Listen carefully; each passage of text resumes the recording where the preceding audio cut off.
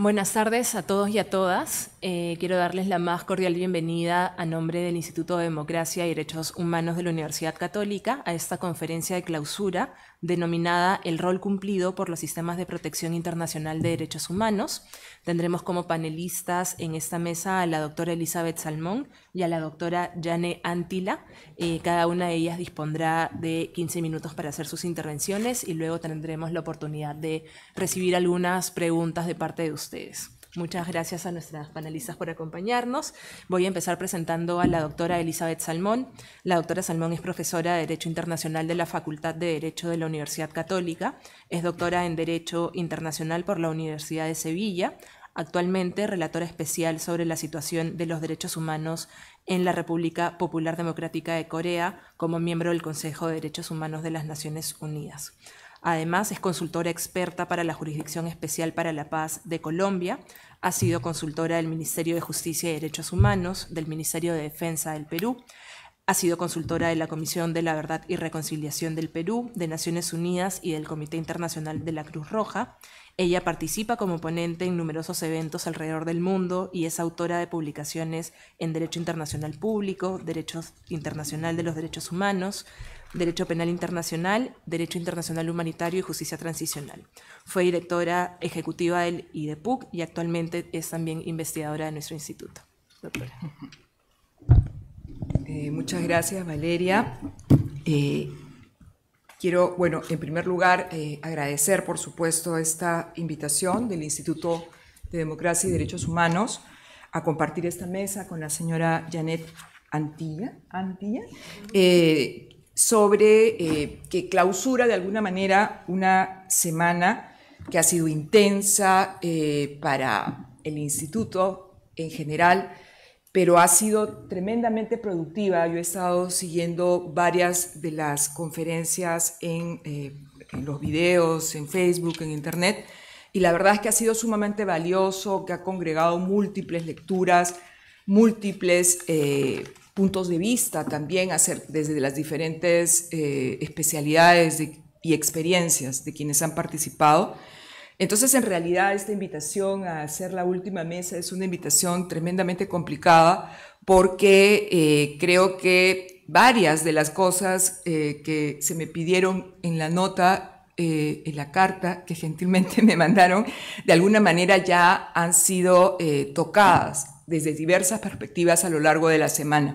Entonces yo en estos minutos voy a hacer algo muy sencillo, muy simple, que lo que pretende es quizá cerrar algunos de los temas que fueron tocados, que fueron vistos como problemáticos a lo largo de las sesiones de esta semana, al menos de las que yo pude ver, no las pude ver todas, por supuesto, pero de lo que sí creo que son las reflexiones centrales en torno al tema de los derechos humanos, pero desde mi experiencia, diría desde el derecho internacional de los derechos humanos, más que solamente desde la perspectiva del derecho en grande o del derecho internacional.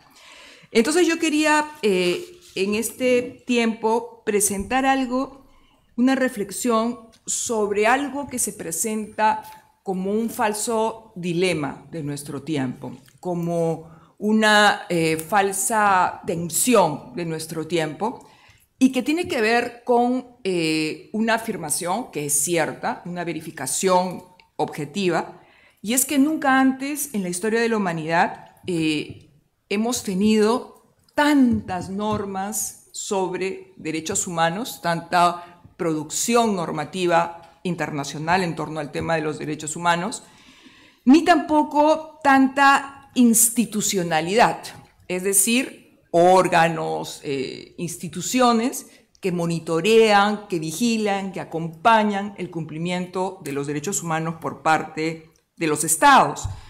Es cierto que el derecho internacional de los derechos humanos está, podríamos decir, rama del derecho internacional público, ese conjunto de órganos, instrumentos, principios, instituciones que buscan velar y proteger al ser humano en su dignidad, en su libertad, en su igualdad, ha crecido ciertamente de manera exponencial en las últimas décadas.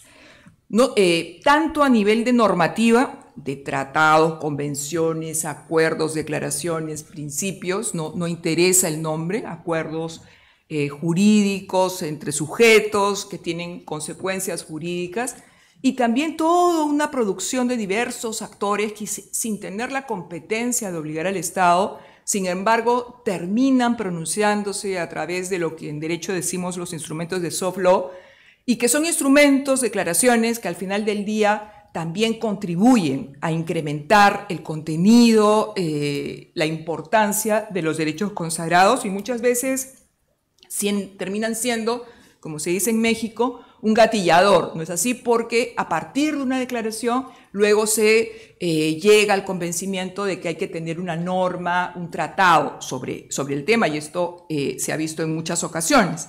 Se habla también de estos estándares, ¿no?, internacionales, concepto sumamente complicado. La semana pasada me tocó justo presentar un libro del doctor César Landa con ese título, y en realidad el término estándares es un término que para los juristas es extraño, y que, bueno, no voy a entrar aquí en mayores detalles, pero digamos que todo un conjunto de normativa internacional.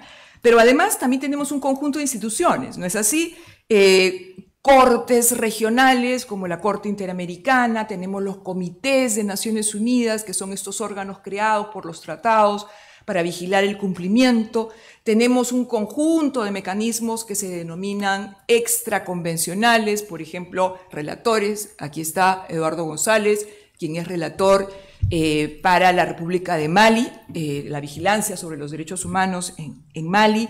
Tenemos grupos de trabajo, tenemos expertos independientes. Entonces hay una que en doctrina se ha planteado incluso una suerte de inflación normativa y una inflación también institucional en el tema de los derechos humanos a nivel global. Pero, claro, al mismo tiempo de verificar este hecho, tenemos, y creo que eso es evidente para todos, para todas, que las violaciones de derechos humanos no han cesado, para muchos solo se han agravado, se han incrementado, son cada vez más notorias, más terribles, el tema de la violencia sexual contra las mujeres, dentro de los conflictos armados y fuera de los conflictos armados, corrupción, pobreza extrema, migración ilegal, trata de personas, en fin. Entonces, claro, la pregunta que surge, y discúlpenme que me tome este tiempo en presentar el tema, es esta aparente tensión, ¿no? ¿Por qué si tenemos cada vez más producción normativa e institucional, sin embargo, la situación de derechos humanos parece no mejorar? Y ahí, claro, cada cual saca su pedazo del argumento, y lo que se plantea es, ¿para qué sirve entonces el derecho internacional de los derechos humanos? Si la idea es proteger al ser humano, si la idea es que el mundo sea mejor, con menos violaciones de derechos humanos, y resulta que no se está dando, entonces la pregunta, a veces cínica, a veces genuina, a veces interesada, es, ¿sirve? ¿Para qué todo este andamiaje, toda esta arquitectura internacional con relación a los derechos humanos? Yo, por supuesto, no pretendo terminar con esa discusión, con ese dilema. Creo que hay múltiples espacios para hacerlo, pero sí, desde el punto de vista de mi especialidad, que es el tema del derecho internacional, quisiera plantear 4 ideas que quizás sirvan para desmontar, para presentar solo la aparente tensión de esta idea inicial. La primera es que debemos tener un punto de partida fundamental. Este crecimiento normativo e institucional del derecho internacional de los derechos humanos no viene impuesto por un tercero que es ajeno a los estados o que es alguien que en algún lugar de este planeta decide que así debe ser. La creación, incremento y desarrollo de todo este aparato normativo está en manos de los propios estados. Esto, aunque parezca básico, sin embargo, en la discusión contemporánea en Perú, pareciera que no es tan elemental o tan claro para el resto de los actores. Concretamente, por ejemplo, el Perú tiene firmados, al menos hasta hace algunos meses, y se hizo una acción de acceso a la información, 2.188 tratados bilaterales y 651 tratados multilaterales. Es decir, el Estado peruano es un gran firmador, un gran participante de la producción normativa en el marco del derecho internacional. Y en materia de derechos humanos, el Estado peruano, por supuesto, también es un gran firmador, gran partícipe de los tratados de derechos humanos. Encanta ir a Ginebra a firmar, encanta ir a Nueva York, encanta ir a Washington. Entonces, si de eso se trata, no va a haber mayores dificultades. Claro, el problema viene cuando se dice la implementación efectiva de esos acuerdos, ¿no? Por eso es que, y quisiera traer a colación algo que René Jean Dupuy, profesor francés, ya fallecido, un gran maestro del derecho internacional, siempre hacía recordar, ¿no? Y es que son los estados los que crean el derecho internacional y no es el derecho internacional el que crea los estados. Esta que es una cuestión histórica, que es una cuestión importante, tiene que ser recordada, porque si no, el discurso, la narrativa es que el Estado peruano es soberano y nadie debe decirnos cómo hacer las cosas, porque para eso tenemos nuestras propias instituciones. Este argumento es falso además porque el propio ordenamiento jurídico nacional del Estado peruano, como ustedes bien saben, tiene normas legislativas, tiene normas constitucionales que establecen qué rango, cómo se incorporan los tratados, tiene una cuarta disposición final y transitoria que asigna además a los tratados y a los pronunciamientos de órganos internacionales un papel determinado. Entonces, primera idea. Segunda idea. Esta, ya no solo a nivel normativo, sino quiero ver cuántos minutos voy, disculpen, pero se ha activado esto. Muy bien. La segunda idea que quisiera plantear. A la par de este crecimiento normativo, decía que hay un crecimiento institucional. ¿No es así? Es decir, una gran cantidad de instituciones en el plano internacional que actúan. He escuchado a lo largo de la semana excelentes participaciones hablando, por ejemplo, del sistema interamericano, de la Comisión Interamericana, de la Corte Interamericana, el fondo, ¿no es así?, procesal para las víctimas, incluso en el litigio interamericano. No voy a repetir por tanto esto, pero quisiera agregar quizá a ese nivel de complejidad que también el sistema de Naciones Unidas tiene una gran institucionalidad detrás, ¿no? Gran institucionalidad detrás. Actualmente, de acuerdo a las cifras oficiales de Naciones Unidas, existen 46 mandatos temáticos de Naciones Unidas, es decir, relatores, grupos de trabajo que ven temas tan diversos como detención arbitraria, discapacidad, pueblos indígenas, el tema de la pobreza extrema, tema de intimidad, el tema de la tortura, por supuesto. ¿Ya me vas a hacer eso? Sí, ya, ok. Entonces, multiplicidad de instrumentos, 46, y tenemos 15 mandatos por país, es decir, 15 instituciones que se encargan de vigilar. Obviamente a los estados les gusta menos esto y ponen múltiples trabas para el funcionamiento de los mandatos por país de un estado en particular. Entonces, también a nivel institucional tenemos una proliferación, es cierto, pero también a nivel del Estado, y esto hay que recordarlo, los estados interactúan permanentemente con estos órganos, presentan sus informes, presentan sus comunicaciones, tienen agendas, algunas menos santas que otras, pero tienen agendas con los órganos internacionales. Por ejemplo, un estado totalmente aislado en el mundo como es la República Democrática Popular de Corea, que es la situación que me toca vigilar más de cerca, este 7 de noviembre en Ginebra presenta su informe, su examen periódico universal ante el Consejo de Derechos Humanos. El estado que no quiere saber nada con el mundo exterior. Se acepta visitas, ¿no es así?, de relatores. Por ejemplo, a partir de las muertes en las protestas, estuve reunida con él, el relator especial sobre los derechos a la libertad de reunión y de asociación, y el año pasado vino también la experta independiente en el disfrute de todos los derechos humanos por las personas mayores. Incluso cuando el Estado emite normativa nacional para hacer frente a estos compromisos internacionales, como la 2647, múltiples sentencias, cuando el Estado tiene una misión permanente ante Naciones Unidas y pasa el día ahí trabajando, va, viene, utiliza los recursos del Estado, Cuando el Estado recibe a Naciones Unidas en el Perú, y acá está la señora Antilla como una prueba total de esa presencia, ¿es posible decir acaso que ese crecimiento institucional es algo que viene de afuera? ¿Es algo a lo que tenemos que enfrentarnos? ¿Es algo que afecta a nuestra soberanía? Creo que, por el contrario, este gran aparato normativo institucional es muy robusto, está basado en la soberanía de los estados también, en la cooperación estatal también e interestatal, y nos trae grandes beneficios, que son la contrapartida de ese compromiso del Estado. No quiero, por supuesto, romper ninguna regla que esté aquí establecida. Quizá, Valeria, si me permites, solamente señalar que el Estado sea, como decía Boutros Ghali, el ex secretario general de las Naciones Unidas, la piedra angular del edificio, la piedra angular del derecho internacional, es algo que el derecho internacional de los derechos humanos no pretende desmontar, ni acabar, ni sustituir. El Estado lo ha creado, el Estado se beneficia de esa creación, y creo que además la figura del Estado, a pesar de nuestro Estado, es una figura sin la cual, como también decía Boutros Ghali, se produciría un mundo ingobernable, una hiperfragmentación, una generación absoluta de conflictos incesantes de todo tipo.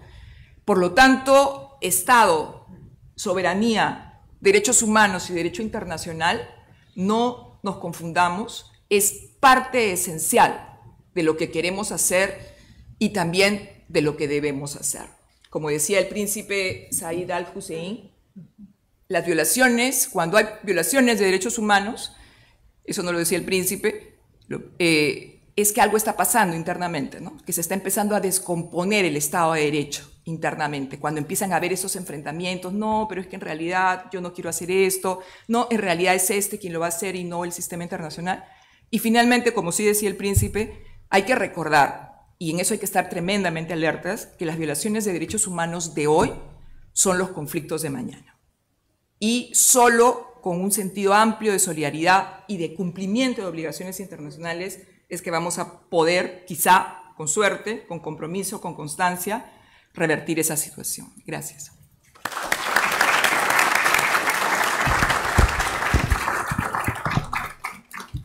Muchas gracias, doctora Salmón. Como siempre es un placer escucharla. También gracias por el respeto del tiempo. Estoy segura que con las preguntas de los y las asistentes tendremos la oportunidad de profundizar todavía más. Ahora quiero darle el uso de la palabra a la doctora Jane Antila. Ella es máster en Derechos Humanos y Democratización del Centro Interuniversitario Europeo. Cuenta con más de 20 años de trayectoria profesional en derechos humanos. Ha trabajado con Naciones Unidas en el gabinete del secretario general entre el 2014 y el 2017, en la oficina del Alto Comisionado de Naciones Unidas para los Derechos Humanos en el territorio palestino ocupado entre el 2017 y el 2023, y con el monitoreo de la situación de los derechos humanos en Belarus del 2023 al 2024. Antes de unirse a las Naciones Unidas, trabajó como asesora de Derechos Humanos y Estado de Derecho para la Unión Europea en Afganistán, en Bruselas y en Ginebra, y para la representación de Finlandia ante Naciones Unidas en Nueva York. Empezó su carrera internacional en la Embajada de Finlandia, precisamente en Perú, entre el 2000 y el 2001. Doctora Antila, adelante, por favor. Muchísimas gracias, Valeria, y muy buenos días a todos, todas y todes. Es realmente un gusto estar aquí hoy con ustedes. Agradezco a Dr. Miguel Yusti y al Instituto de Derechos Humanos de la Universidad Católica del Perú por la invitación de estar aquí con ustedes, y felicito al Instituto por los 20 años de trayectoria de este distinguido instituto. Realmente no hay una mejor manera de celebrar la trayectoria del Instituto que seguir compartiendo ideas y conocimientos sobre los derechos humanos para seguir mejorando la humanidad.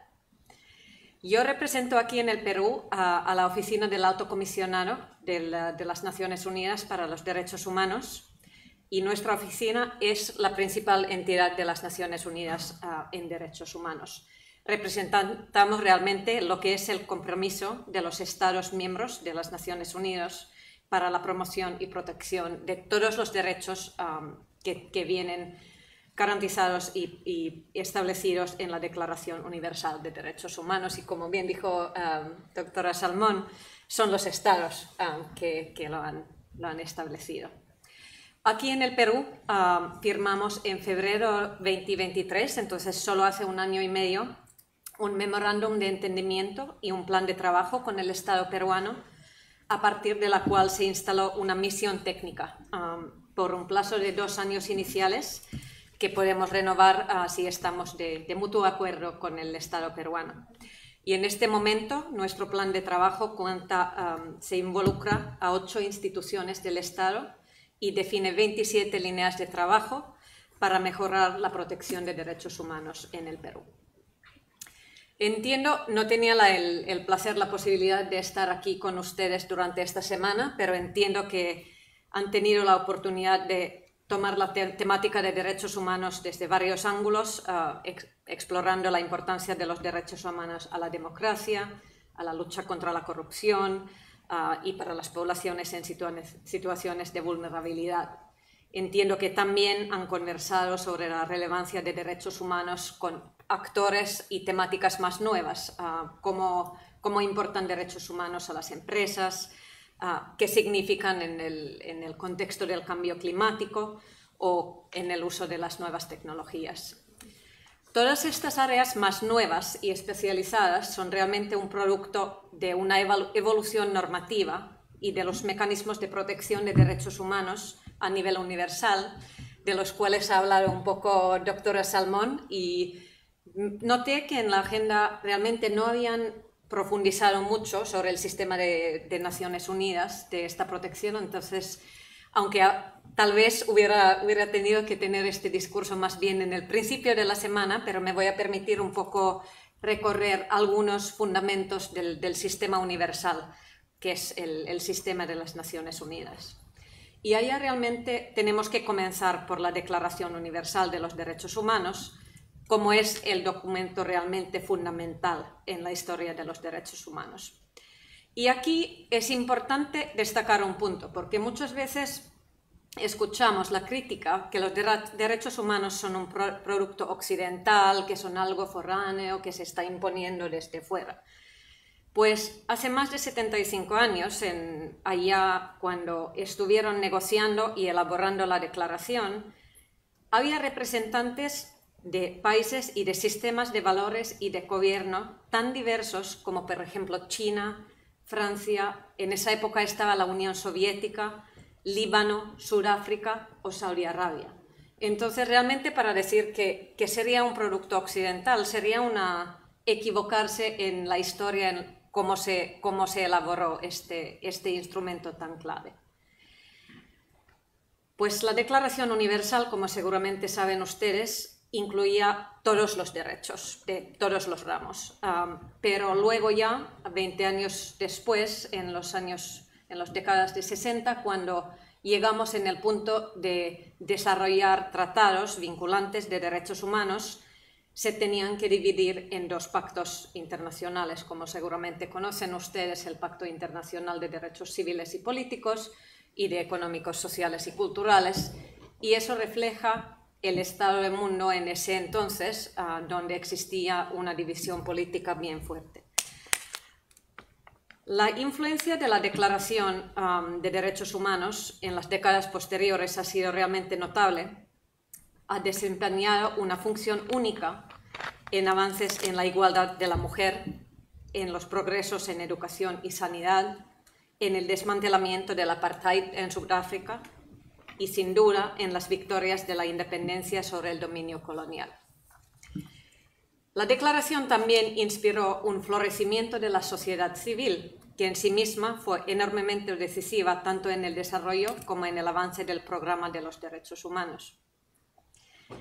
La declaración, como fundamento, también es punto de partida de nuestro amplio abanico de tratados internacionales, leyes, instrumentos y mecanismos en materia de derechos humanos. Y estoy a su disposición. Es muy interesante el punto que ha planteado la doctora Salmón, si ya tenemos demasiado y igual seguimos siendo las violaciones. pero como formamos parte, yo formo parte del sistema, somos el secretariado, de hecho, de todos estos mecanismos. Quiero un poco, tal vez, defender la institucionalidad y decir que, por ejemplo, los mecanismos que se han creado a partir de los tratados son el mecanismo a través del cual las personas que han sufrido abusos o a quienes se les ha negado la posibilidad de expresar en el plano nacional pueden recurrir a denunciar estas violaciones a estos mecanismos de los tratados ante los comités de expertos creados en virtud de los tratados y ahora son parte del sistema. Y uno de nuestros altocomisionados anteriores, el Seyyed Ra'ad al-Hussein, dijo muy bien, en mi opinión, que cuando dijo estos mecanismos ya hacen que la voz de los que no tienen voz se amplifica ahora a nivel internacional.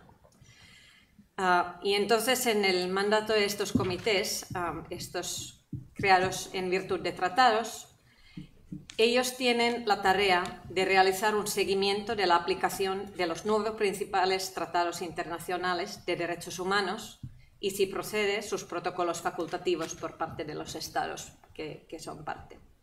En el caso de Perú, Perú ha firmado y ratificado todos los 9 tratados principales y, por lo tanto, estos tratados son vinculantes en el Perú y así ustedes, como ciudadanos peruanos, cuentan con el Comité de Derechos Humanos, el Comité de Derechos Económicos, Sociales y Culturales, el Comité para la Eliminación de la Discriminación Racial, también para la eliminación de la discriminación contra la mujer. Existen los comités contra la tortura y un subcomité para la prevención de la tortura. Tenemos uno para los derechos de los niños, uno para trabajadores migratorios, para personas con discapacidad y también contra desaparición forzada. Y, por ejemplo, este año, en 24, le toca a Perú a presentar su informe de progreso en la implementación del convenio sobre los trabajadores migratorios. También Perú va a tener que venir a Ginebra para responder cuestiones y estar evaluado por el Comité de los Derechos del Niño. Y tiene que informar al Comité para la Eliminación de la Discriminación contra la Mujer cómo van en la implementación de las recomendaciones priorizadas que se le han dado a Perú. También contamos, como ya mencionó doctora Salmón, los procedimientos especiales, los relatores especiales, expertos independientes y grupos de trabajo. Entonces no voy a profundizar mucho porque ya escuchamos un poco. Aquí tenemos 2 relatores para Corea del Norte y para Mali. Perú no tiene un relator de país, pero sí hay varios relatores temáticos que ponen muchísimo interés en la situación de Perú en este momento.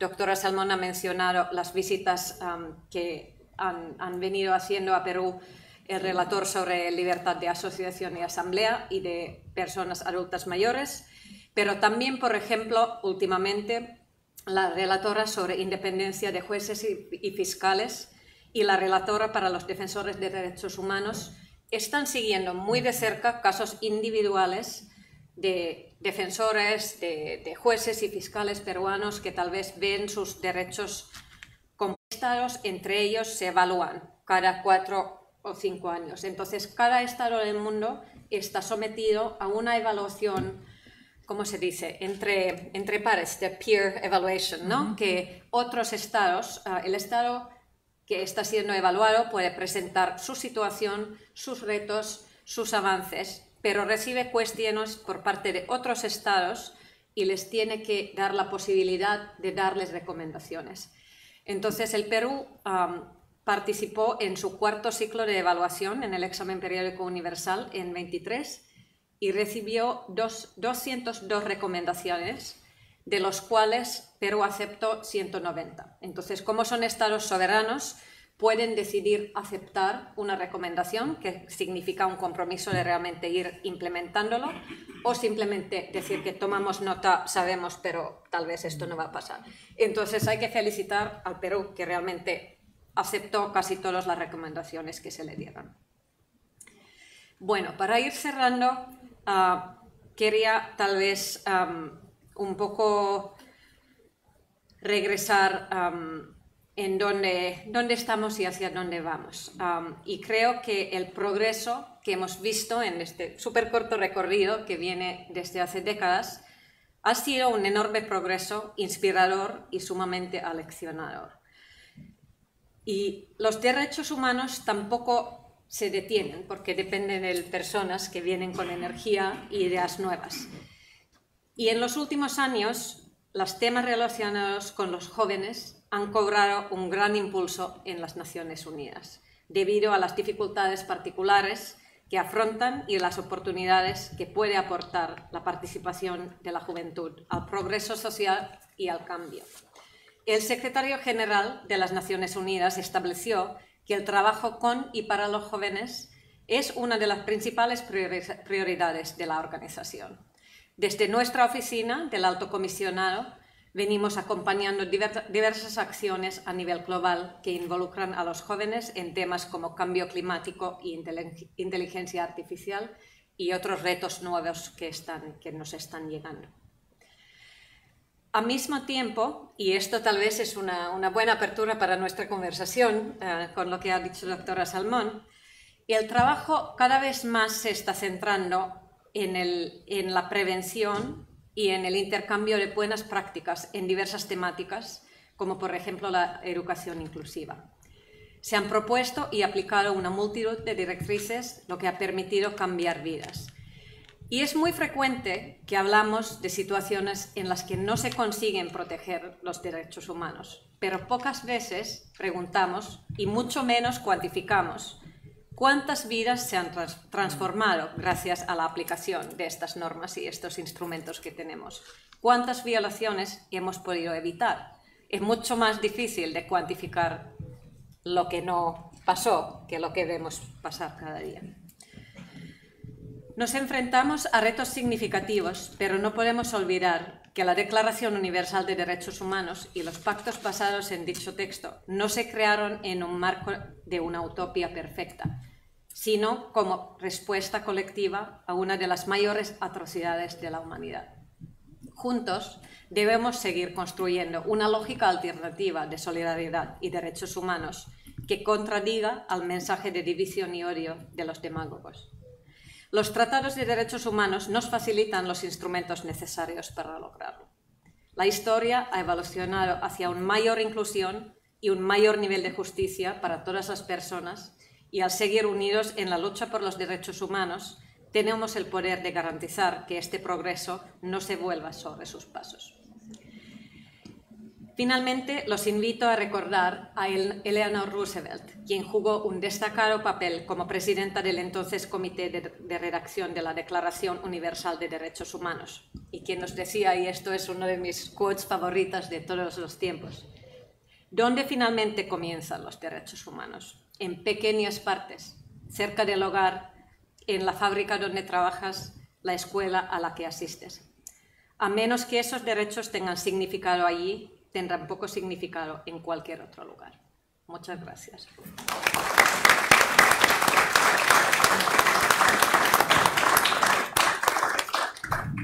Muchas gracias, doctora Antila, por su intervención. Vamos a tomar algunas preguntas de los y las asistentes, si es que las hubiesen. Queda abierto el micro para ustedes. Hay una pregunta aquí. Buenas tardes. Le van a acercar el micrófono para que se te pueda oír mejor.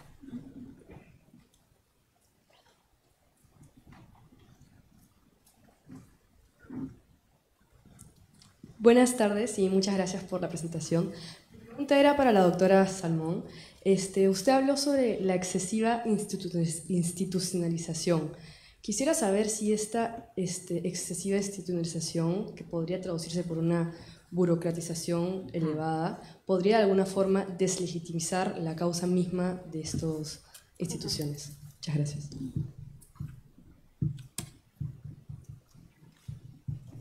Tomamos esa y si es que hay alguna otra... Ahí hay otra. Hay una más. Ok.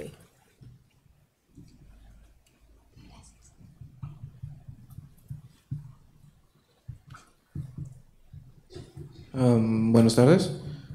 Mi pregunta es para la doctora Jane Antilla.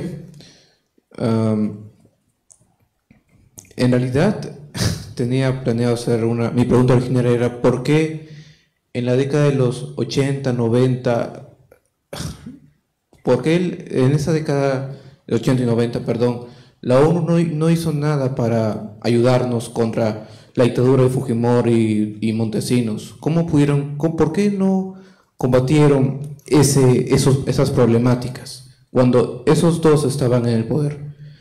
Esa era la pregunta original, pero la que yo realmente ahora cambiando quisiera hacer es ¿cómo la ONU puede defender a un país contra la corrupción?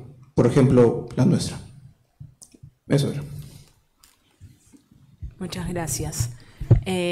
Tomamos entonces, hay una última pregunta aquí adelante, Laura, por favor, y con eso cerramos y damos paso a las respuestas.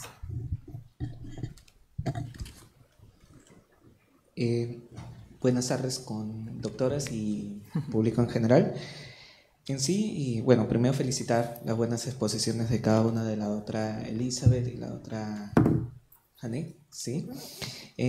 Mi pregunta es puntual a la otra Elizabeth. Primero, ¿sí? Referente a las personas, bueno, las niñas violentadas en la selva, más de 150 niñas que fueron publicados en redes sociales y también los medios de comunicación, pero lamentablemente el Estado hasta ahora no se pronuncia. Y menos, ya que usted mencionaba, tenemos más de 2.800 tratados internacionales, el Perú le encanta firmar los tratados, pero lamentablemente hasta ahora no funciona, ni los tratados tampoco hacia nosotros.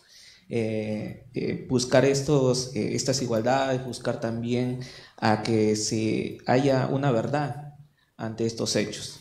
Y a la otra, Hani, ¿sí? Dispénsese si quizás no puedo pronunciar bien.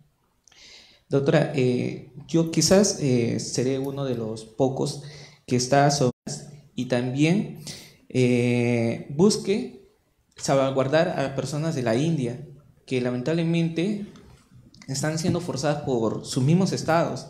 Venezuela, hasta ahora no, los derechos humanos lamentablemente solamente están como un televidente nada más, el que está viendo la noticia y nada más, porque no vemos reacción concreta. Eso es, y cómo podríamos, ya finalizando, pues doctora, ¿cómo las Naciones Unidas puede dar solución a esto? Porque lamentablemente a los demás estados está involucrando ante esta crisis internacional. Gracias. Muy bien, entonces, si les parece, empezamos en el mismo orden con la doctora Salmón y luego la doctora Antila para sus comentarios. Gracias, Valeria. A ver, muy brevemente, creo que es importante entender que el que tiene la responsabilidad primaria, el primer obligado por las normas internacionales de derechos humanos, es el Estado. Creo que eso que es tan sencillo, tan básico, no debe perderse de vista. Es decir, el derecho internacional de los derechos humanos, Naciones Unidas, el sistema interamericano, el sistema africano, el sistema europeo, todo este conjunto de institucionalidad alrededor del tema, no son los encargados y por lo tanto no son a los que se les puede asignar responsabilidad por hacer o por no hacer. Por supuesto, tenemos todo el derecho como sociedad civil de exigir, de monitorear, de acompañar, hacer un acompañamiento amistoso pero vigilante de los mecanismos internacionales, pero el derecho internacional no busca cambiar el eje de la responsabilidad. Es el Estado el que en efecto tiene que reaccionar por estas noticias tan crueles acerca de violencia sexual con niñas indígenas, que parece que no tuviera la magnitud que tiene por las pocas reacciones que a veces genera en la opinión pública, en el debate público. No es función del derecho internacional hacerlo todo, reemplazar al Estado, dejarlo de lado. No habría forma, ningún sistema internacional podría asumir la carga procesal, por ejemplo, de todos los estados. En el sistema interamericano, más de 600 millones de personas. Entonces, creo que hay que también saber manejar, administrar nuestras expectativas. el que exista este sistema, estos sistemas, no significa un escudo, un escape para las obligaciones nacionales. Lo que significa es que esa soberanía tiene que ser compatible con las obligaciones internacionales, que hay una agenda, que tenemos que ser vigilantes. Algo que yo no dije muy brevemente, Valeria, es que este tipo de sistemas también tiene una contribución muy importante. Por ejemplo, el examen periódico universal. El examen periódico universal hace que el Estado, Perú ha pasado 4 veces por el examen periódico universal, en el último IDEPUC hicimos una serie de cuestiones sobre este tema, dice que el Estado debe hacer consultas con la sociedad civil, ¿correcto? La sociedad civil puede mandar comunicaciones a las oficinas pertinentes cuando se va a desarrollar el EPU. Yo personalmente, en una situación tan terrible como la de Corea del Norte, siento que las organizaciones de derechos humanos que ven estos temas en otros países, básicamente en Corea del Sur, son mis grandes aliados para poder trabajar múltiples temas. Entonces, no creo yo que sea sano, por el contrario, puede ser muy frustrante, imaginarnos que corresponda a Naciones Unidas, que finalmente es una organización internacional creada por los estados, el solucionar los problemas nacionales. Creo que más bien lo que hay que verlo es como un aliado, como un apoyo, como una institucionalidad vigilante que nos permite identificar mejor lo que está pasando, nos permite una vocería internacional y nos permite también contar con apoyo técnico de altísima calidad para poder sobrellevar eso.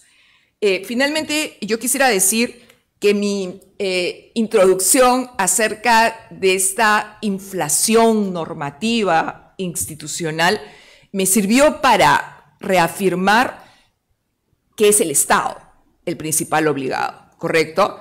De ninguna manera creo yo que pueda decirse que hay una deslegitimación de estos mecanismos, creo que no. Tampoco creo que necesariamente y per se esto sea así. Creo que es una idea con la que quise empezar para poder promover un diálogo precisamente, pero tengo la impresión que no está en este salón. Doctora Antime. Sí, gracias por las preguntas y gracias, doctora Salmón, para facilitarme la tarea, porque realmente eso es un dilema siempre, ¿no? Porque las Naciones Unidas no hace 1, 2, 3, ¿no? Y realmente en lo bueno y en lo malo somos una organización de los estados. Podemos lograr cosas increíbles cuando los estados miembros están de acuerdo y tienen la voluntad política de fortalecer la protección, y a veces no podemos llegar a nada, como estamos viendo ahora con algunos conflictos tremendos porque los Estados miembros no están de acuerdo, y esto impide también, en el fin de las cuentas, nosotros somos secretariado y solo tenemos mandato a hacer lo que nos piden hacer los Estados miembros. No podré decirte muy concretamente de los años 80 y 90, pero sí quiero hacer un comentario que el progreso del derecho internacional y de los derechos humanos y de los mecanismos ha sido tan tremendo que en los años 80 y 90 la manera en la cual hoy en día uno puede saber de lo que está pasando en otros países y los mecanismos que uno tiene para poder reaccionar, para poder crear presión, para poder alcanzar sociedad civil, la prensa, otros actores para poner presión, no existía en los años 80 y 90. O sea, la doctrina de la soberanía y de asuntos internos fue mucho más fuerte en esa época. No teníamos un corte penal internacional, era la época cuando los primeros cortes internacionales existían, entonces era un ambiente internacional también muy diferente. Totalmente francamente, yo no sé qué presencia tenía la Organización de Naciones Unidas en el Perú en esas décadas, lo tendría que investigar, pero me imagino que un poco también tenía que ver con un entorno político global muy diferente de lo que tenemos hoy en día. Tu cuestión de qué se hace hoy en día para combatir corrupción en un lugar. Aquí en el Perú el sistema de las Naciones Unidas somos 22 agencias, fondos y programas. Entonces nosotros, como Oficina de Derechos Humanos, trabajamos con temas como fortalecimiento del Estado de Derecho, salvaguardando, por ejemplo, independencia de actores judiciales, tratando de trabajar de mano, pero también de poner un poco de presión de vez en cuando para salvaguardar que tengan ustedes fiscales y jueces y instituciones independientes que pueden velar para esto.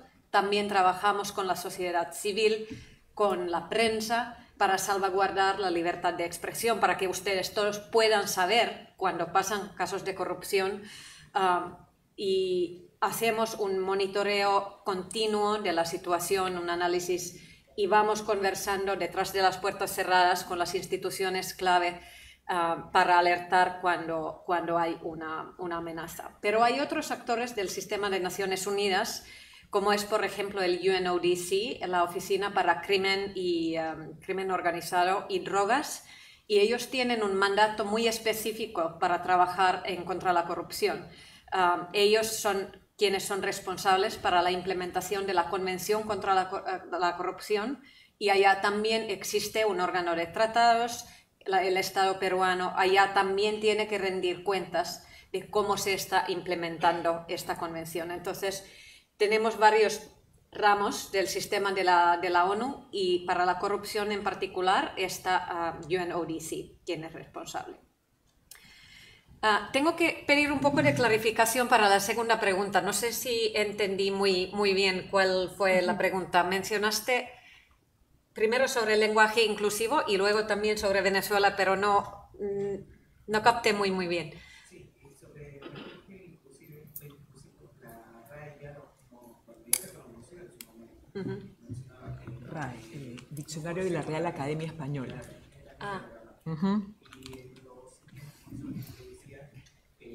Inclusión es la oportunidad de que la ONU o sus órganos internacionales busquen a las, vemos al Nuevo Oriente, a las personas que están siendo forzadas, por esto vemos que personas que están siendo maltratadas en actos de mujeres. Entonces, inclusión hablamos de eso, no de forzar la vida. Era fundamental, pero en la última ¿por qué no se le ve tanta acción de las Naciones Unidas referente a Venezuela? ¿Sí? Porque actualmente vemos que hay una dictadura muy fuerte y que está perjudicando también a los demás países. Esa es mi pregunta. Muchas gracias. Bueno, para el tema del lenguaje inclusivo, simplemente tal vez decir, nosotros llevamos a nivel mundial la campaña de libres e iguales, que realmente trae muy fuertemente el mensaje que todos nosotros nacemos libres e iguales en dignidad y derechos. Igualdad no se trata solo de oportunidades, sino igualdad de humanidad de cada uno, y ojalá vamos desarrollando en un sentido donde también en lenguaje, ¿no? Expresamos el respeto hacia cómo se identifica cada uno. Sobre Venezuela, de hecho, Naciones Unidas se ha pronunciado bastante del lado de nuestra oficina, del Alto Comisionado de Derechos Humanos y de los mecanismos de derechos humanos. Tenemos una comisión de aclaramiento de hechos, ¿cómo se dice? Un fact-finding mission, esclarecimiento de hechos, que justamente creo en esta sesión del Consejo de Derechos Humanos en septiembre estará presentando su informe, y ya se han pronunciado bastante fuertemente sobre las violaciones que se están dando en Venezuela. También, como sistema de Naciones Unidas, tuvimos una comisión de expertas electorales que se desplegó en Venezuela, que también se pronunció bastante fuertemente sobre la situación, y el secretario general, el mismo, tanto como también el Departamento de Asuntos Políticos, está muy involucrado en todas las conversaciones, intentando todavía buscar la solución.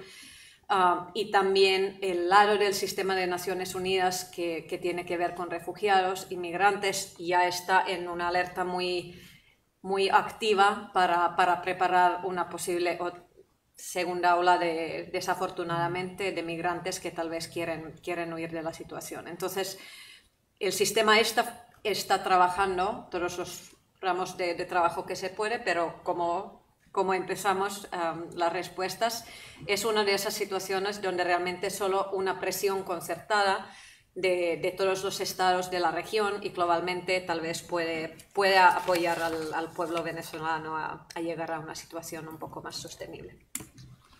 Muchas gracias.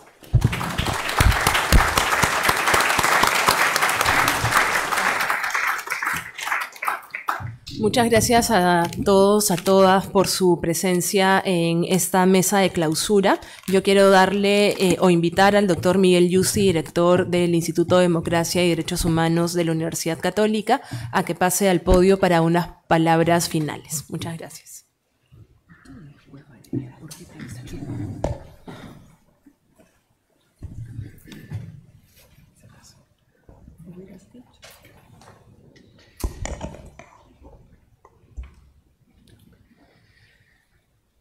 Muy buenas tardes.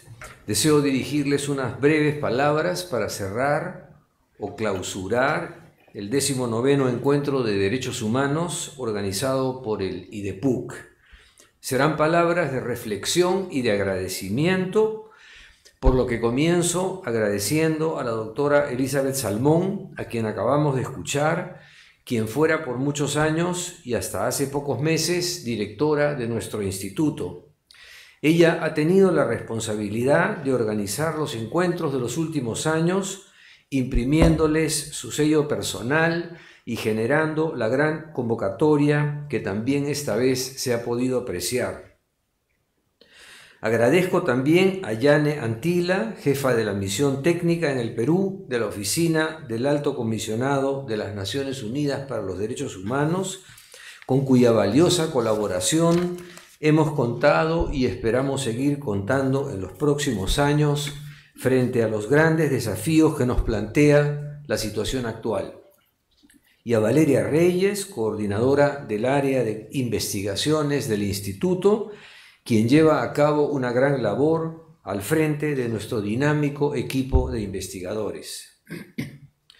Ponemos fin a una semana de intensas reflexiones y discusiones en presencia de un público mayoritariamente de jóvenes estudiantes, a quienes esperamos haber persuadido de la importancia de la promoción de una cultura verdaderamente democrática.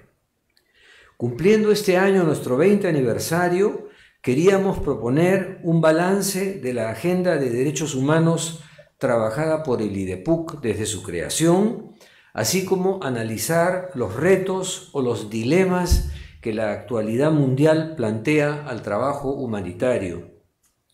Como era seguramente de esperar, en ambos casos el tenor de los debates ha sido de preocupación, de alarma, porque percibimos muchas señales de un retroceso político y ético en la cultura cívica, así como un incremento de los problemas sociales derivados de las migraciones forzadas, de los conflictos bélicos, de los discursos de odio o de la crisis climática, para no mencionar más que algunos ejemplos entre tantos que sacuden hoy al planeta. Y en el Perú somos testigos de un deterioro continuo del Estado de Derecho, con consecuencias imprevisibles pero lamentables sobre el futuro próximo. A lo largo de toda la semana hemos reflexionado sobre esta amplia gama de problemas en sucesivos conversatorios.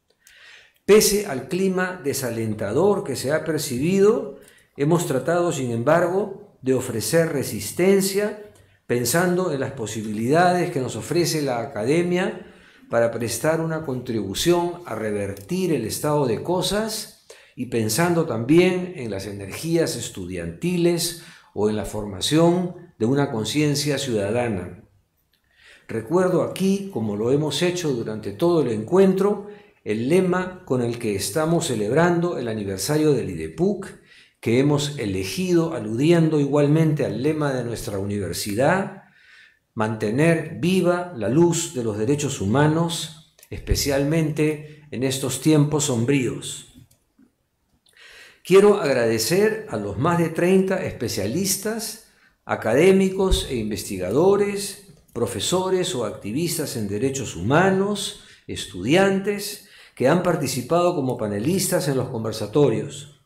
Ya esa colaboración es una buena señal esperanzadora sobre el futuro en el que queremos creer. Agradezco ahora también a todo el equipo del IDEPUC, en especial a Patricia Barrantes y sus colaboradores del área de comunicaciones, por la cuidadosa preparación de las múltiples actividades del encuentro. Expreso también nuestro agradecimiento a todas las unidades de nuestra universidad que nos han dado un apoyo en esta tarea, en particular al rectorado que hizo suyo e institucional el encuentro, al Departamento de Humanidades que nos cedió su auditorio, incluyendo a Leví Rojas por su constante asistencia, y a la Dirección de Comunicación Institucional por la cobertura que nos brindó. Vuelvo a agradecer a Margarita Checa, Gisela Schoig y Pilar Elías por su apoyo artístico y profesional en el diseño de la imagen gráfica del evento y en la producción del presente de reconocimiento a nuestro presidente, al doctor Salomón Lerner Febres, a quien rendimos un homenaje especial al inicio de la semana. Y agradecemos, en fin, al público que estuvo presente o que está presente en el auditorio, así como al que nos ha seguido y nos sigue aún por las redes, porque como sabrán, las mesas redondas han sido grabadas y se mantienen en el Facebook del IDEPUC sin que deje de incrementarse diariamente el número de sus visitantes. Termino recordando que el tema de nuestro 19º encuentro ha sido el valor de la humanidad. Lo hemos evocado continuamente en nuestros debates, haciendo hincapié en que se trata para nosotros de un principio ético fundamental que debería sernos inspirador y darnos aliento. La imagen gráfica que lo acompaña, la barca que surca por el río infinito, ese es, como saben, su nombre, es una bella alegoría de la humanidad que valoramos, sufriente pero solidaria, con fe y perseverancia. Muchas gracias.